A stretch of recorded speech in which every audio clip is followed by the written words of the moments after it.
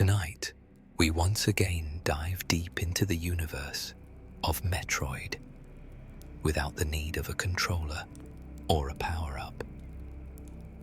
But first, if you enjoy this cozy tale, please don't forget to unleash a super missile on that like button, or make it a power bomb and hit the notification bell as well. It helps others discover the channel and join our ranks of weary dreamers. And please share your thoughts in the comments. I'd love to hear your suggestions for future content. But for now, get cozy and enjoy tonight's expedition into the mysterious world of Metroid.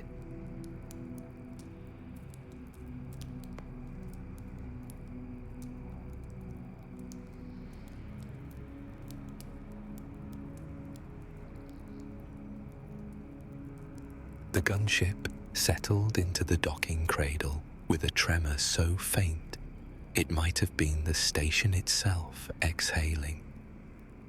Beyond the cockpit glass, Tethys Point hung suspended in the upper atmosphere of a gas giant that had no name, only a spectral classification in Federation charts, VG781, a violet wanderer whose cloud bands moved with the slow patience of geological time.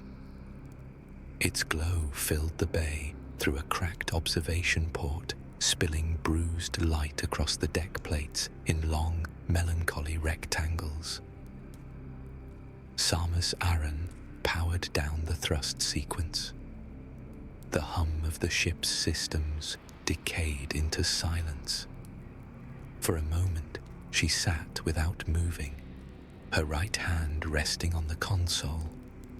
Steel-gloved fingers relaxed, the particle mechanism dormant around her forearm.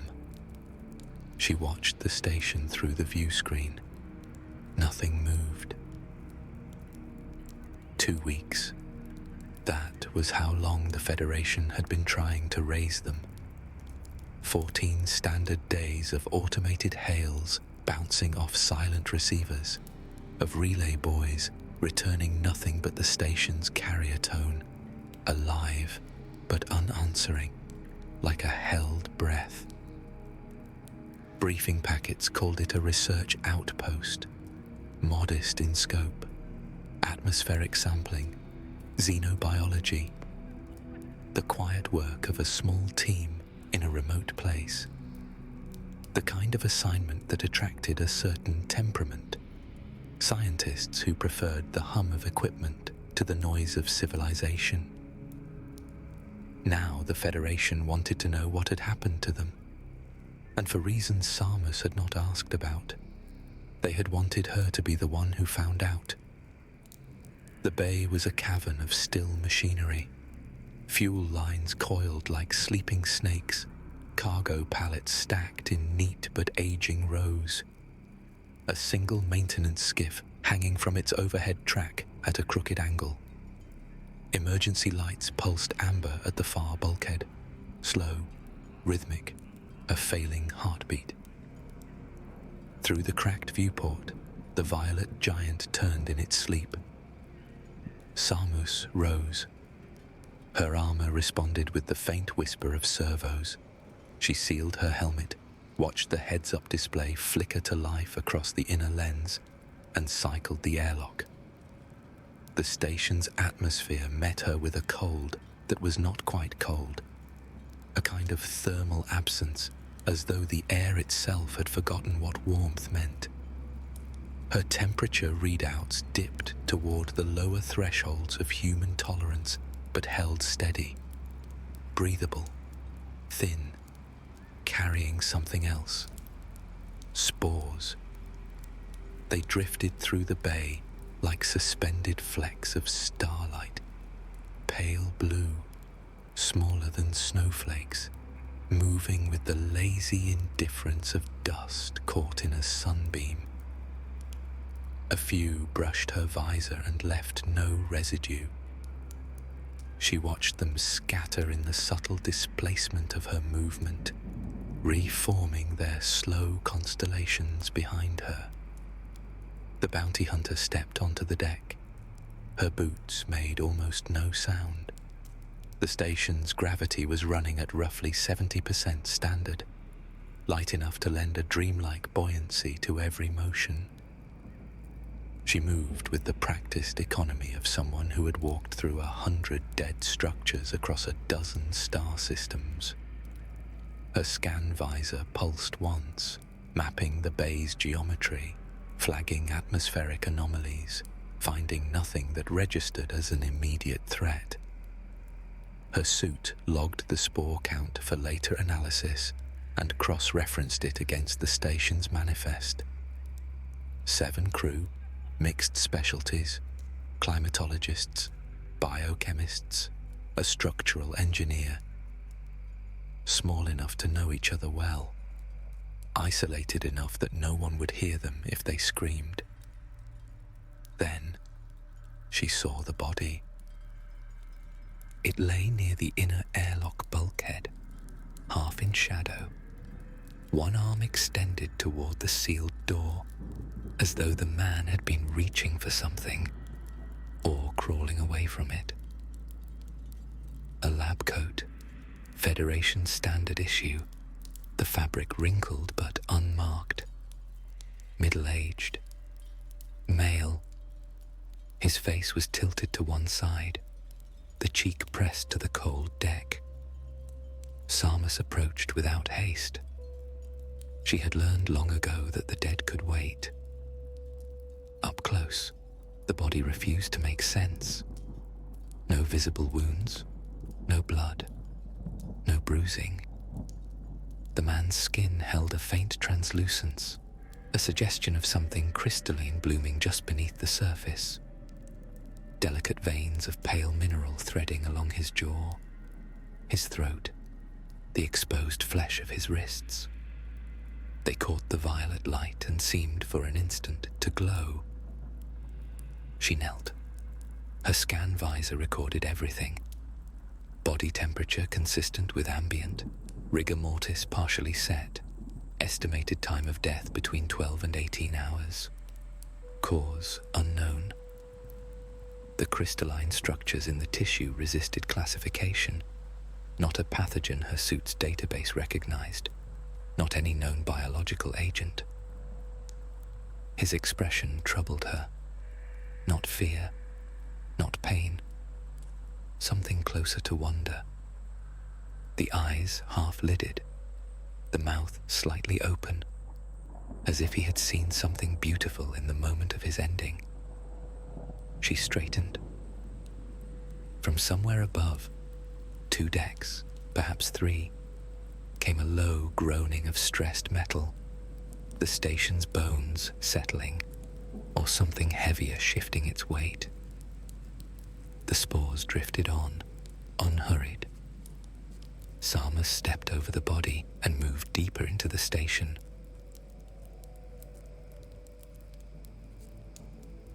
The research wing occupied the station's upper deck, a warren of modular laboratories connected by narrow corridors lined with cabling and coolant pipes.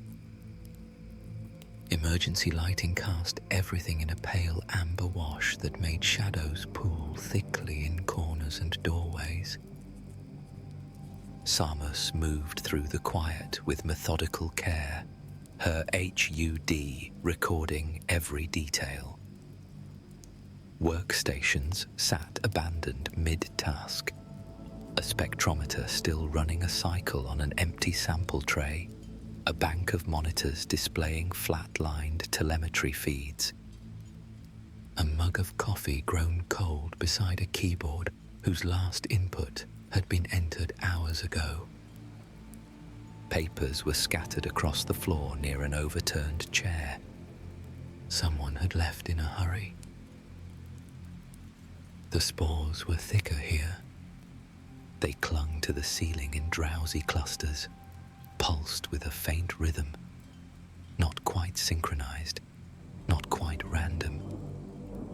When Samus passed beneath them, they shivered and loosened, spiraling down around her shoulders before drifting away. She found Dr. Vossler's office at the end of the corridor. The door stood open.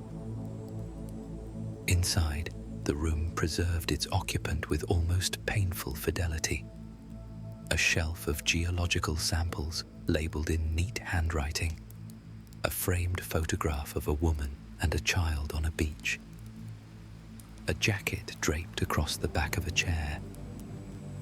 The desk terminal glowed with a standby prompt. A half-finished cup of tea had grown a skin of pale mold. Samus sat at the desk, an oddly domestic gesture in the armor, and accessed the terminal. The directory opened without resistance. Recent files, audio logs. The most recent entry was time-stamped 6 days prior. She listened to the recording. Preliminary field notes. Dr. Emmerich Vossler recording. We've isolated a remarkable specimen from the subsurface caves on LV781b. The local moon. Depth approximately 400 meters. In a brine pocket we nearly missed. His voice was cultured, unhurried, carrying the warm enthusiasm of a man who had spent his life chasing the universe's smaller mysteries. Samus could picture him, late 50s, silvering hair, the kind of easy confidence that came from decades of being the smartest person in the room. The organism is small, 12 centimeters at its longest axis, roughly ovoid, semi-translucent. It appears to be a single coherent life form, rather than a colonial structure, though analysis is preliminary. What's remarkable is the crystalline lattice of its internal structure. It's almost manufactured, as though someone grew a circuit board from a living mineral. I'm aware that sounds fanciful.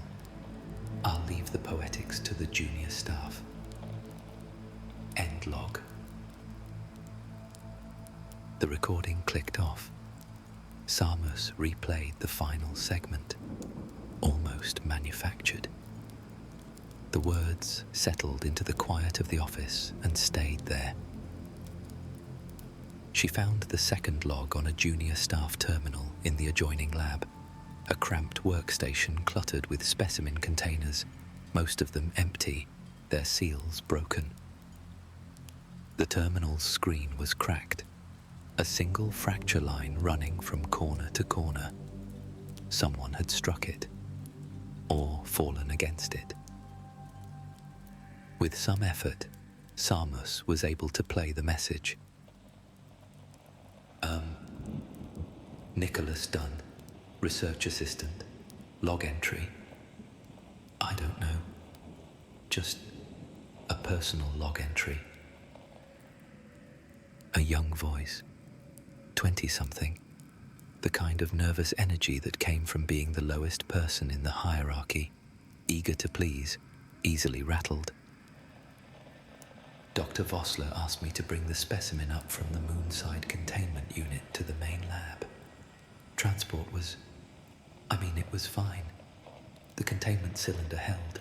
The organism didn't move much, it just sat there.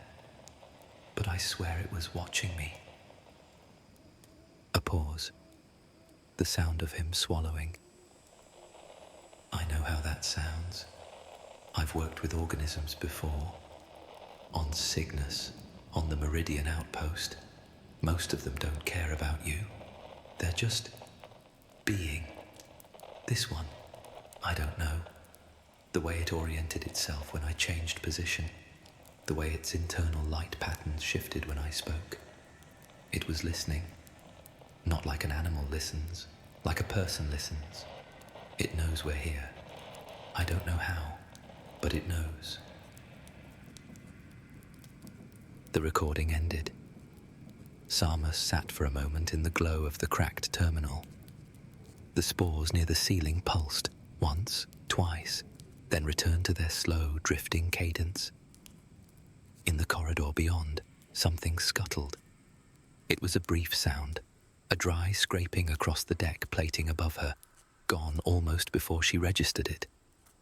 Not heavy enough to be human, not light enough to be atmospheric settling.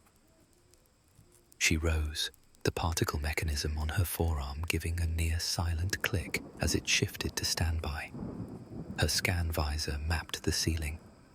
Nothing. The corridor stretched away in both directions, amber-lit and empty. The station's low hum continued, that arrhythmic vibration she had felt since arrival, a frequency that seemed to hover just below the threshold of hearing. With a low sigh, Samus moved on.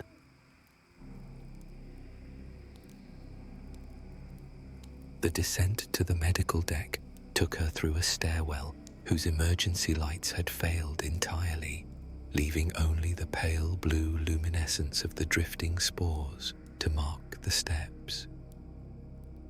She moved through the dark with the ease of long practice, her visor compensating, painting the stairwell in wireframe green.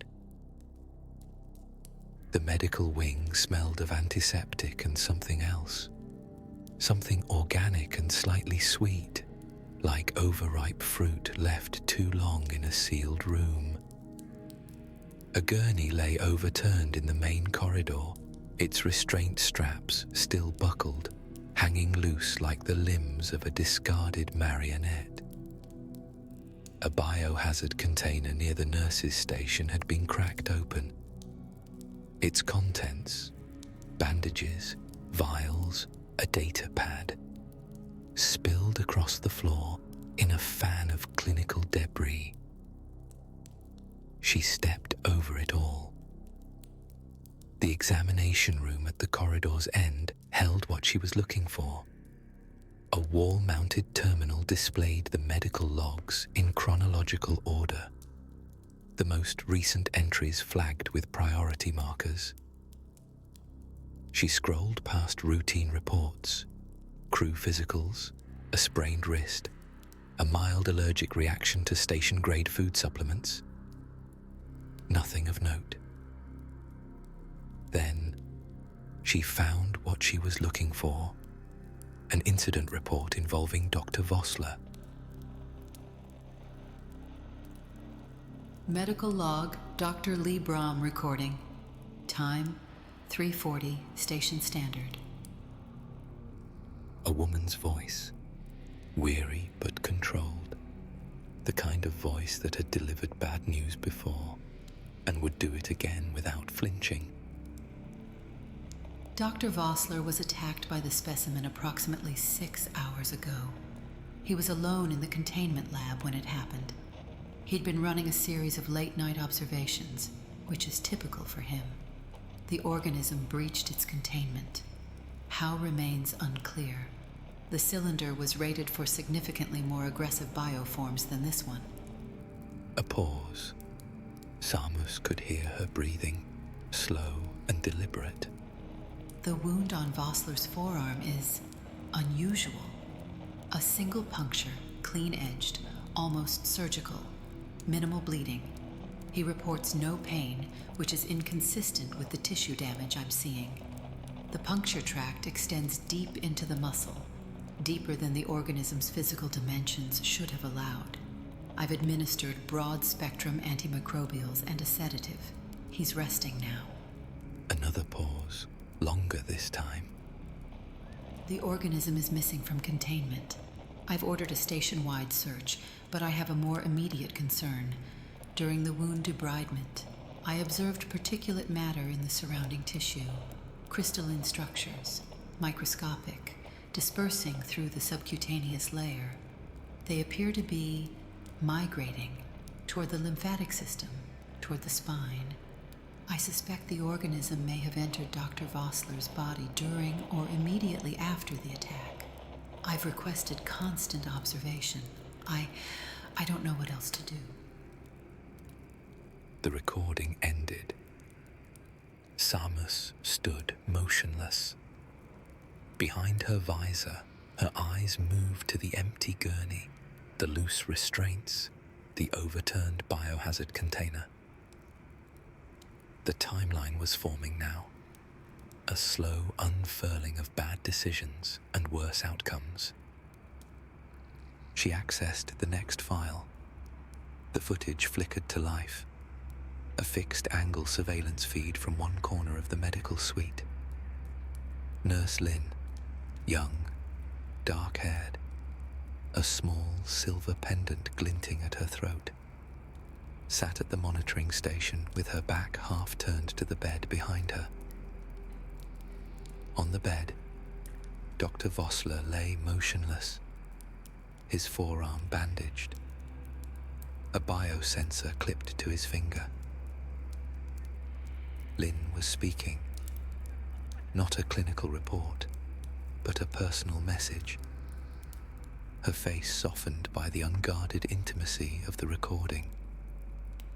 Her voice carried a quiet ache.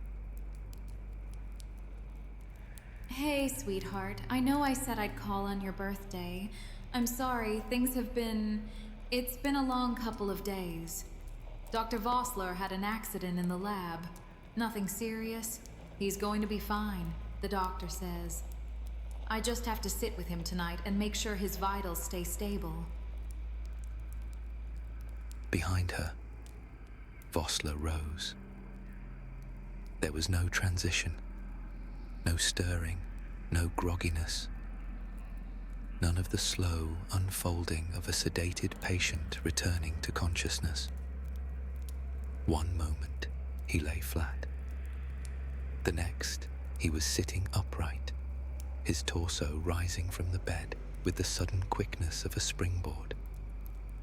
The biosensor slipped from his finger and dropped to the sheets.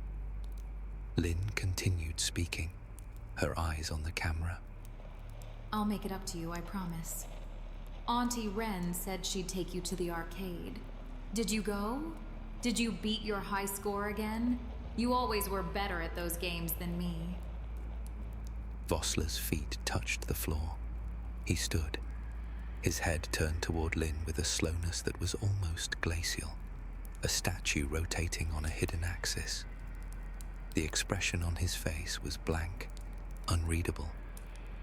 The features of a man who had left his own body and was now watching it from somewhere very far away.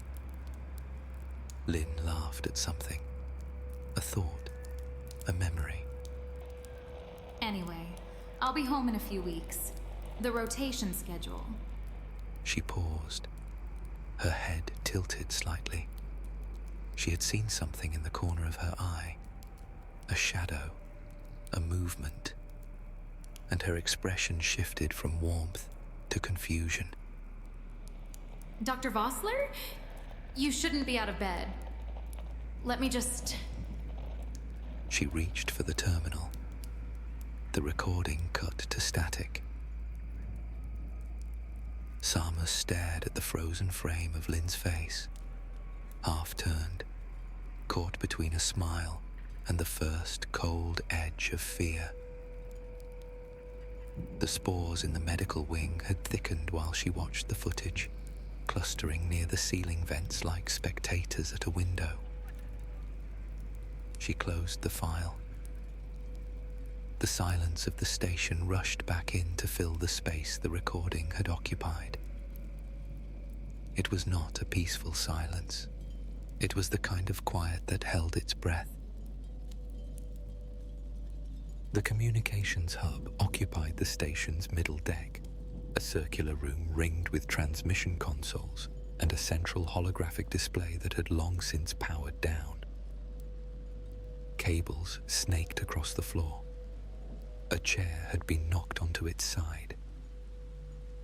On the main console, a priority alert icon blinked, a signal that had been broadcast locally across the station's internal network. Samus pressed the blinking button, and the message played with a crackle of static.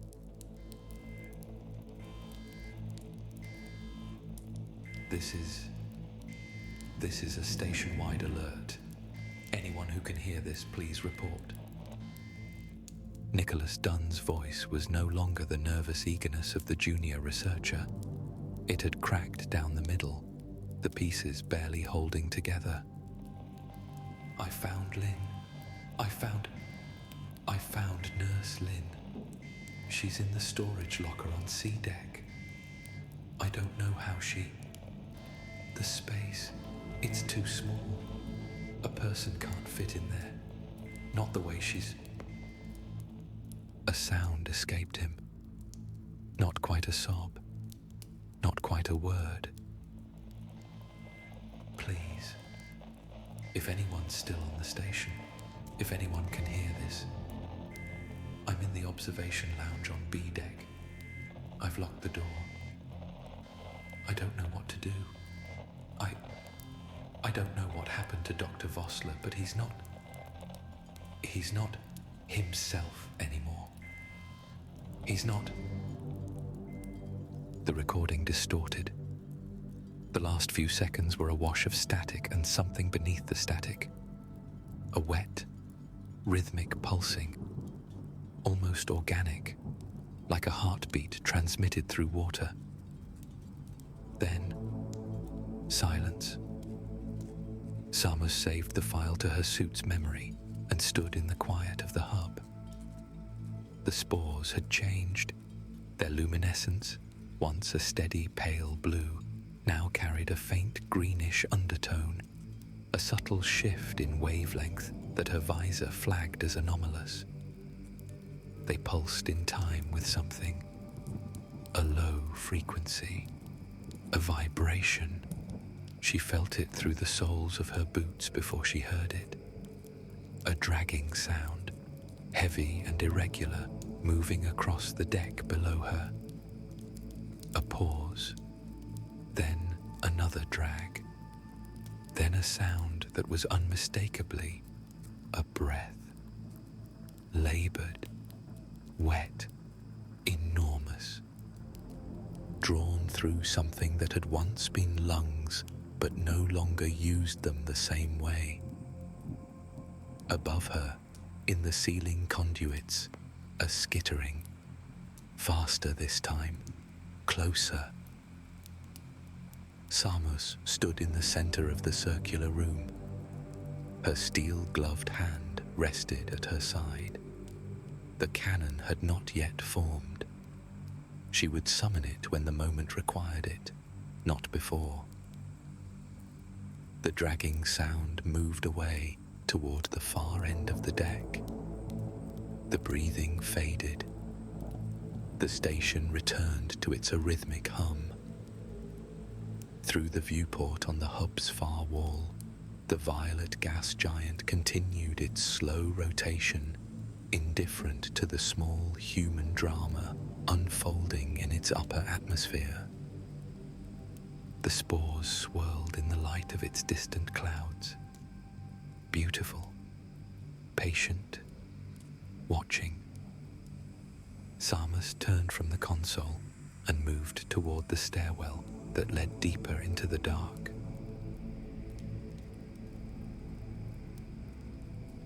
The communications hub lay behind her now. Ahead, the corridor narrowed, its walls grown close with bundled conduits and the pale tracery of something that was not frost. Crystalline growths, thin as hairs, spreading along the metal surfaces in fractal patterns. They caught the amber emergency light and bent it into soft rainbows. Samus moved through the passage with her right hand open at her side, the particle mechanism quiet on her forearm. The spores had grown dense enough that each step disturbed them, sent them swirling in slow eddies around her shoulders. They clung to her armor, not aggressively, not with purpose, but with the passive persistence of mist. Her heads-up display tracked the accumulation and found it harmless. In the stillness, she could hear the station breathing, not the ventilation, not the reactor cycle, something else, a sound beneath the mechanical hum, a low susurrus that rose and fell in patterns too irregular to be machinery. It might have been the gas giant's magnetic field interacting with the station's hull. It might have been something alive, resting, waiting. She descended another stairwell. The communications hub's secondary relay room sat at the junction of three major corridors, a small chamber dominated by a bank of transmission hardware and a single terminal that still held power. Unlike the other workstations she had passed, this one showed signs of recent use. A chair pulled close, a half-empty water packet crumpled beside the keyboard, the screen still glowing with a paused video file. Samus sat down. The chair creaked beneath the weight of the armor. She reached forward, steel-gloved fingers careful on the controls, and resumed playback. Dr. Leah Brom's face filled the screen. The medical officer was nothing like the composed professional from the earlier log. Her hair had come loose from its tie, hanging in damp strands across her forehead. Her eyes were red-rimmed, the pupils too large, the sclera threaded with burst capillaries. She had been crying. She had been screaming. Neither had helped. This is Dr. Leah Brom, acting commander, I suppose. Since there's no one else left who can... She stopped and pressed her hand against one eye. The camera shook slightly. She was holding the recording device herself, the feed unsteady. Dr. Vossler is no longer human. I don't know how else to say it. The organism, the one he brought back from the moon, it didn't just infect him, it wore him. It used his body as a template, as raw material. Her voice cracked. She drew a breath and forced herself onward. The transformation began approximately 20 hours ago. It started with motor control, sleepwalking, autonomic movements. But within 6 hours, the skeletal restructuring had begun. His limbs elongated, his thoracic cavity expanded. The rib cage separated and inverted. I don't know the mechanism. Some kind of crystalline osteogenesis, a complete rewriting of the body's structural blueprint. He grew. He's still growing. The camera swung wildly as she repositioned herself. A glimpse of a sealed door behind her, a heavy bulkhead with the emergency lock engaged. Something on the other side of that door shifted its weight. He killed Nicholas. He killed Lynn. He killed... She stopped and looked down. Listing the names was clearly too heavy a burden. He killed almost everyone. The ones he didn't kill immediately, he changed. There are others now, smaller, faster. They move through the ventilation systems. I can hear them in the walls. I don't think they're human anymore either. A sound came through the recording. Distant, muffled, but unmistakable. A voice. Vossler's voice, stretched and distorted, calling Braum's name through several inches of sealed bulkhead. The vowels were too long. The consonants were wrong. Braum's face crumpled. I'm recording this as a warning. If you're receiving this, if anyone is receiving this, do not come to Tethys Point. Do not attempt rescue. There's no one left to save. The organism is intelligent. It's been intelligent from the beginning. It chose Vossler because he was in charge. It wanted access to the station, to the crew, to a larger vessel. It understood our hierarchy. It may have understood our communications. I think it... The bulkhead behind her rang like a bell. Once, twice. Something on the other side was striking it with enormous force. Brahm scrambled backward, the camera tilting wildly. For a moment, Samus could see only ceiling tiles and the frantic blur of movement. Then the feed stabilized. Brahm had wedged herself into a corner. The camera pointed toward the bulkhead. The door held. The pounding stopped. A long, wet exhalation, heavy, labored, impossibly deep, filtered through the seams of the seal. Then silence. Brahm lowered the camera slightly. Her breath came in shallow gasps. Her free hand fumbled for something off-screen. A weapon, a tool. Samus couldn't tell. The distress signal. We didn't send it. I don't know who. The bulkhead behind her buckled inward. Not the one she was watching. A different door. The secondary access hatch. The one Samus now realized Brahm had not been monitoring. Metal screamed. The feed erupted into motion. The camera spinning. Brahm's voice rising into a shriek that cut off mid-breath. A shadow consumed the frame. Something vast, multi-limbed, crowned with a splayed architecture of bone and crystal that gleamed wetly in the emergency light. The recording dissolved into static. Samus sat motionless, watching the snow of a dead signal move across the screen. The final frame had frozen for an instant before the file ended, long enough for her visor to capture it, enhance it, isolate the shape that had filled the doorway.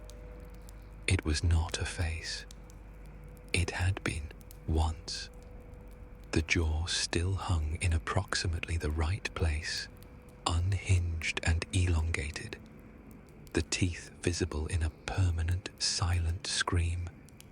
The eyes, or where the eyes had been, now burned with a pale blue luminescence identical to the spores.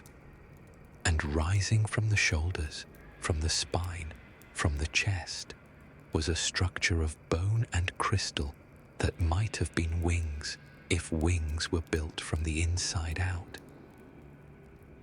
The creature wore Vossler's body the way a hermit crab wore a borrowed shell. Only the shell had become part of the creature. Flesh and crystal fused together, grotesque, permanent. Samus closed the file. For a long moment, the bounty hunter did not move. The relay room's silence closed around her. A dense quiet, broken only by the station's arrhythmic hum and the near subliminal rhythm of the spores pulsing in the air. She sat with Braum's final words turning over in her mind, like stones worn smooth by a river. The distress signal. We didn't send it. Samus had followed that signal here. It had been automated, professional, correctly formatted. A standard Federation rescue beacon, the kind any crew member could trigger with a single command. She had assumed someone on Tethys Point had activated it before the end. But if Braum was right, no one had. The organism had been intelligent from the beginning. It had chosen the leader. It had understood hierarchy. It might have understood communications. The realization settled into Samus with the cold weight of certainty. The distress signal had not been a cry for help. It had been an invitation, bait, cast into Federation channels, designed to lure a responder, a new vessel, a new crew, a new set of bodies to inhabit and transform and spread. She had not come to rescue anyone. She had been summoned. From somewhere below, 2 decks, perhaps 1, came a sound that might have been almost melodic if it were not so wet. A dragging, a rhythmic percussion of something heavy moving across deck plating. And beneath it, threading through the station's hum like a voice through static, came syllables. Her name. Not quite her name. The creature did not know her name, but it had heard the logs, the crew records, the Federation database, the ship registration. It had learned something. It was calling out with what it had, and what it had was a fractured approximation of human speech, assembled from borrowed voices. Join us. The words slid through the corridor like oil across water. Samus rose. The particle mechanism on her forearm gave a quiet click as it shifted to full readiness. The interlocking rings expanding, the barrel assembly extending, the trigger grip sliding into position around her right hand. She felt the familiar weight settle into her palm. She had come here hoping to rescue the crew of Tethys Point. She had arrived too late. But there was still something she could do. The organism had lured her here, thinking it would gain a new host, a new vessel, a new avenue of spread. It had made a miscalculation.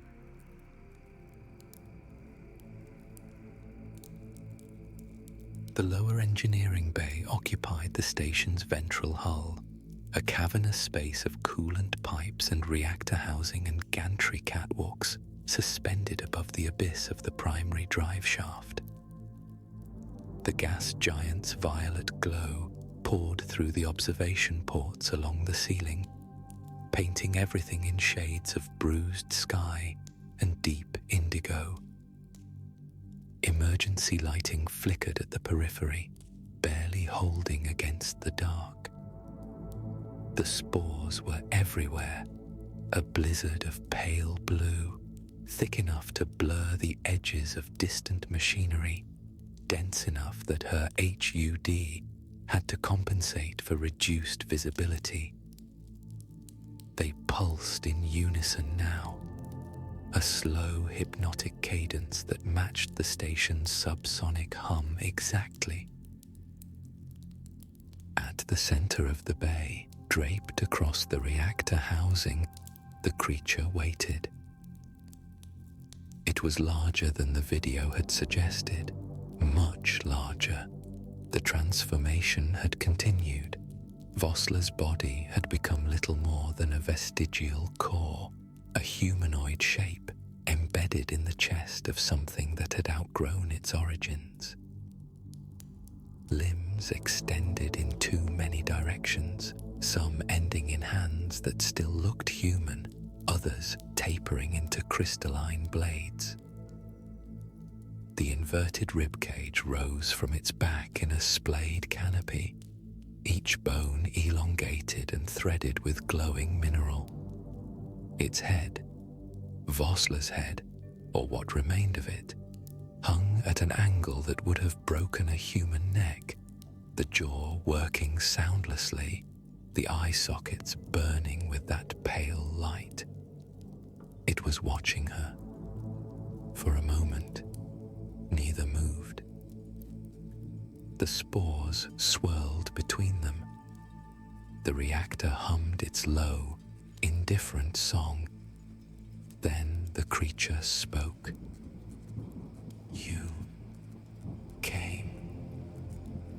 Vossler's voice, stretched thin, layered over something older, a deeper resonance, a vibration that Samus felt in her chest more than she heard. We called, and you came. The particle cannon rose, the barrel aligned with the thing's chest, where Vossler's sternum still showed, a human landmark in the landscape of nightmare. No one else will, the bounty hunter said.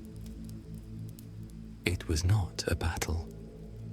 The creature lunged, fast, far faster than its bulk suggested, and Samus sidestepped, her boots finding purchase on the gantry grating.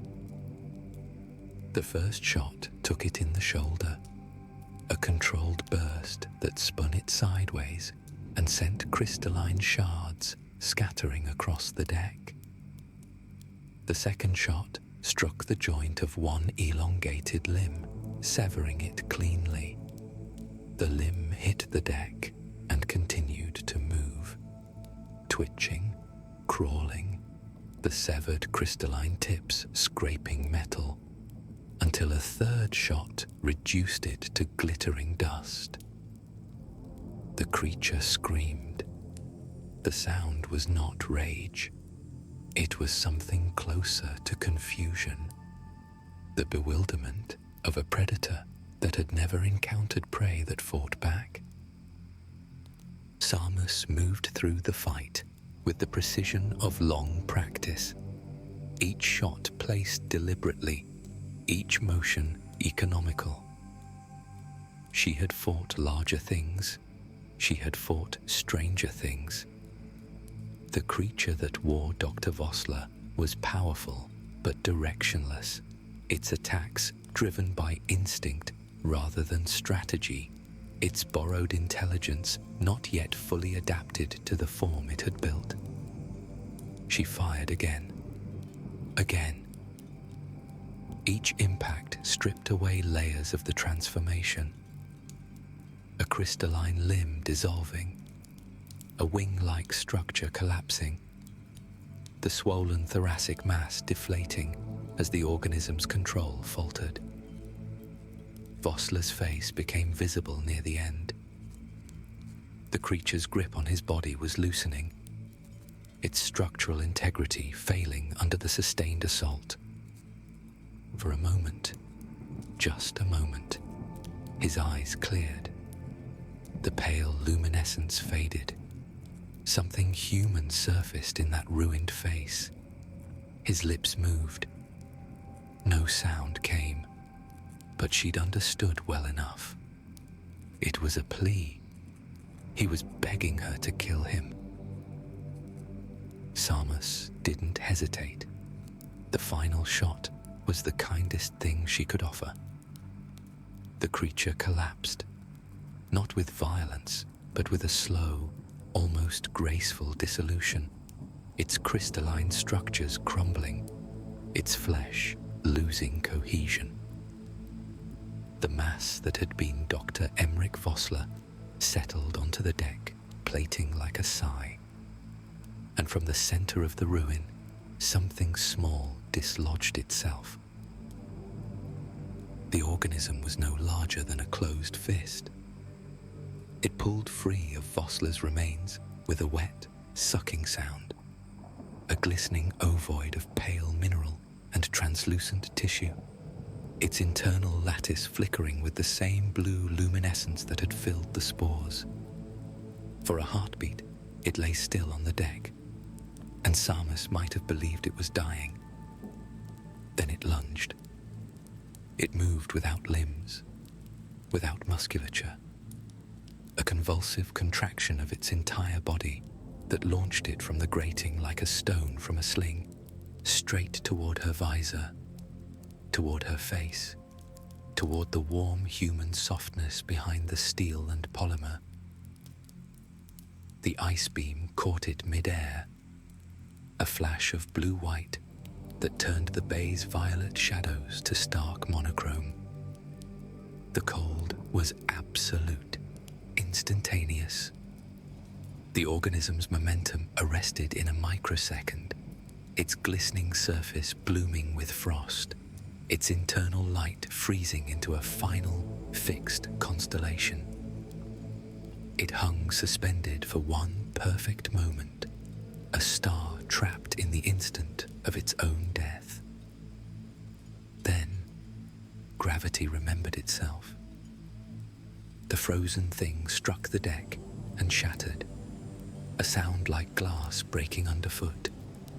Sharp, final, irreparable.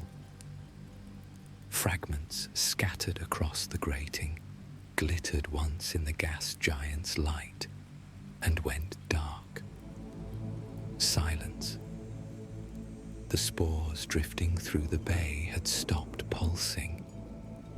Their luminescence was fading, a slow dimming, like embers losing heat. Without the organism to sustain them, they were already dying. They fell around her in a soft, silent snow, settling on her shoulders, on the deck, on the still remains of the man who had brought them here. She stood in the quiet for a long moment, the ice beam cooling against her forearm, steam curling from the barrel. The reactor hummed its low, indifferent song. The gas giant turned. Nothing else moved. The communications hub was cold and dark when she returned, but the main console still held power. Samus sat at the terminal. The same terminal where Nicholas Dunn had recorded his final fractured broadcast. It was a simple protocol, standard formatting, the same kind of signal that had lured her here, only this one would carry a different message. She keyed the recorder. Her voice, when it came, was flat, stripped of anything that might be mistaken for hesitation or doubt. Priority quarantine alert. Bounty vessel designation Alpha Sigma 7. Tethys Point Research Station. Coordinates on file. All hands lost. Biohazard organism identified and neutralized. Station condemned under Federation Biocontainment Protocol 7. I am requesting permanent exclusion status for the following. The station itself, the gas giant VG-781, and the moon LV-781b. No recovery missions authorized, no science teams permitted, no further contact with anybody in this system. She paused. The cursor blinked, waiting. Repeat, Protocol 7 is in effect. Do not come here. This is now a quarantine zone. She ended the recording and triggered the beacon. The signal pulsed outward, a clean, repeating burst of data that would reach the nearest Federation relay within hours, the inner colonies within days. She watched the transmission icon blink 3 times, then steady into a constant green. Mission complete.